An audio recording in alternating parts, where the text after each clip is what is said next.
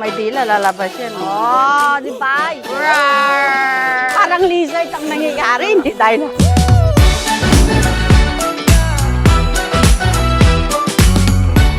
Papawisin na nga ako eh. Feeling ko, matutuwa siya at masyashock. Kasi dati sinurprise ko na siya dati. Pag nasyashock, hindi na yung mukha nag-stop. Parang ganun siya. Hindi siya makasalita kasi nabigla. Guess I never learned how to play it cool. I know people wanna say it's a honeymoon phase. I think it's love that I'm feeling, like I finally Pucha! Ayan, wow! through the ceiling. 'Cause I've never been so sure it's the real thing. Must be Ate Mitch, saka Ate Che, stay strong lang palagi. Enjoy nyo lang yung life.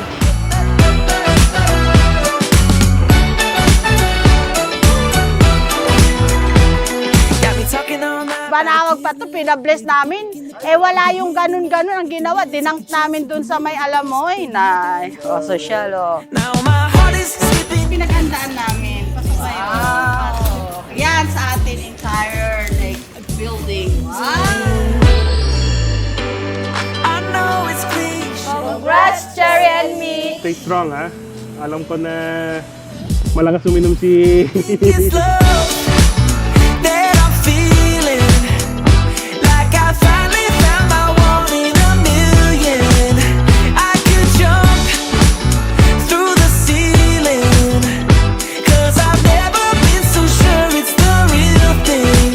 Must be love.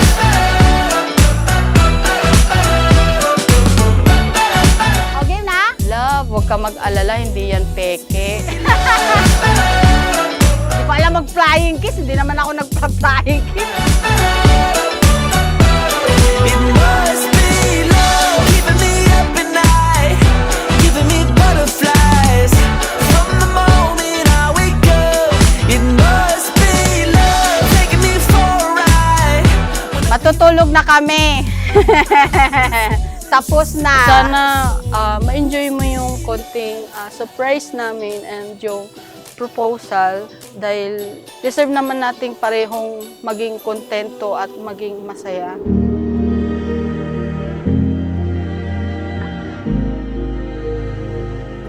Actually, high school best friend ko siya.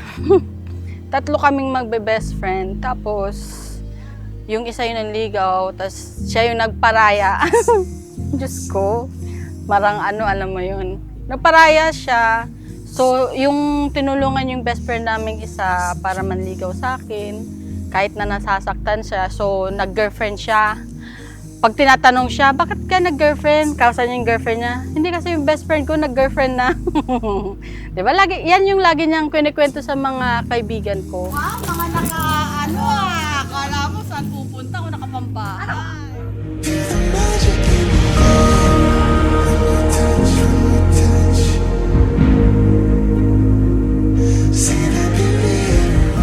Andyan na? Ayan na. Isa lang naman yung gusto ko sabihin sa'yo, love. Kung ano yung nawala sa'yo, na pamilya, andito na kami, di ba? Mama ko, papa ko, lola ko, kompleto Ricardo, kahit tito-tita ko, pati mga kapatid ko. Meron pa extra, mga kaibigan ko, kasama mo na. Diba? Makukulit lang kami, love. Pagpasensyahan mo na kung makulit ako. Pero gusto ko lang malaman mo na we have to really enjoy life. At ganito lang ako, kengkoy, makulit. And I'm very happy that you're willing to support me in everything.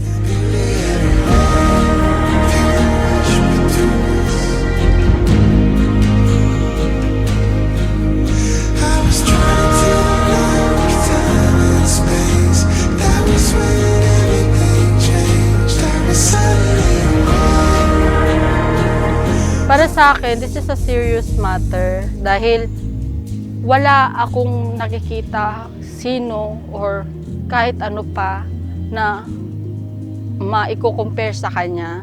So hanggat meron at okay pa ako, gusto ko malaman niya na mahal ko siya. At siya lang ang huli para sa buhay ko. Nakabahan na ako, shit. Kabado mga 20!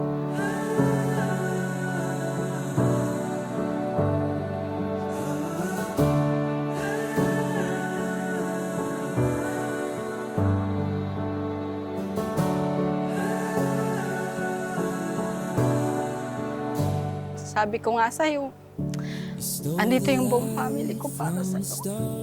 And kita mo naman, si mama, si papa ko, yung lola ko, andito sila. Ang mai-offer ko lang sa'yo yung family ko, yung mga friends ko na mga loka-loka. Pareho ko, tingnan mo naman yung suot natin. Dapat ito yung suot mo pero black yung sinuot mo eh. Pero gusto ko lang malaman mo na mabubuo na yung pamilya na nawala sa'yo. Na kahit kahirap yung buhay, love, andito na ako kasama mo. May pamilya ka na.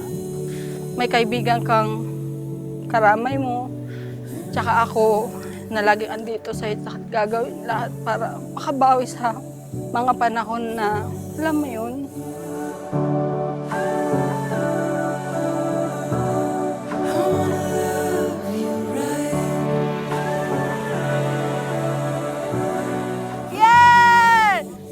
gusto mo, love. love, heart yung gusto mo, di ba? Paano to?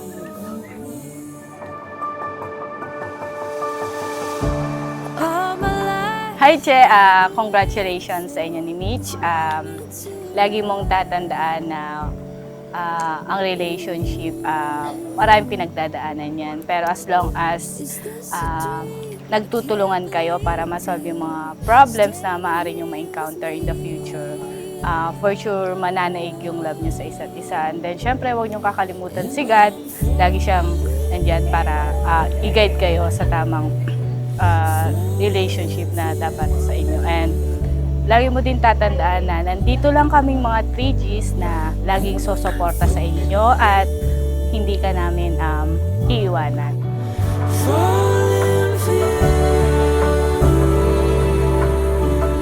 May mga problema na darating, dapat strong pa rin sila. At lagi nilang suportahan ng isa't isa.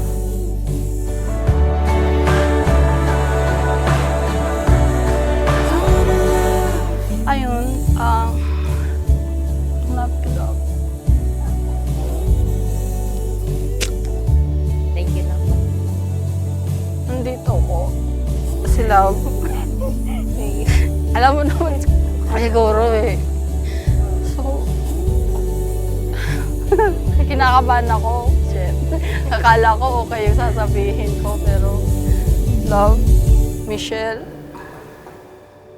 ang daming nangyari sa buhay ko na pinasa Diyos ko na lang, inalay ko talaga lahat. Tapos, nung dumating siya, nag-try ako, medyo hindi pa ako ganun ka-okay.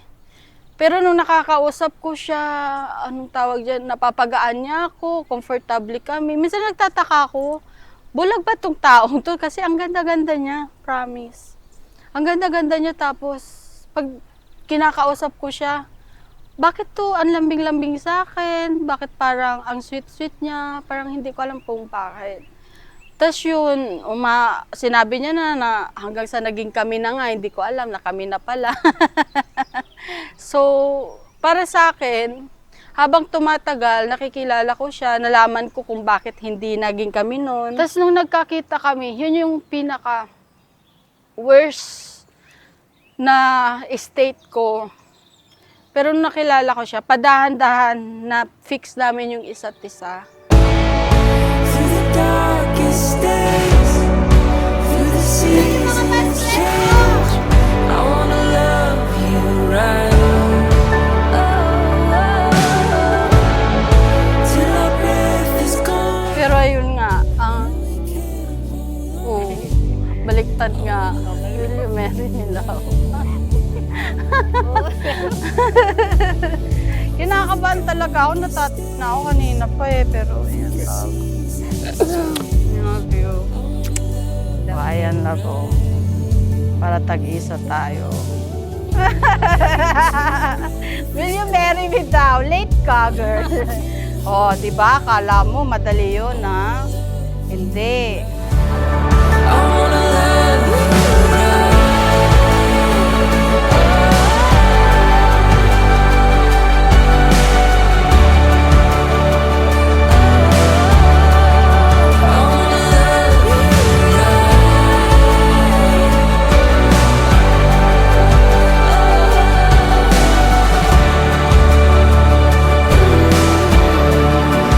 Actually, gusto ko sana sa kanya tong dalawa. Pero ayaw niya kasing sinasarili lahat eh. Hanggat maaari gusto niya, meron ako. Kumbaga, pag meron siyang pabango, meron din ako. Deep inside, matutuwa siya dahil finally, meron naman sa kanyang magmamahal ng totoo at mag-aalaga. Hindi lang ako.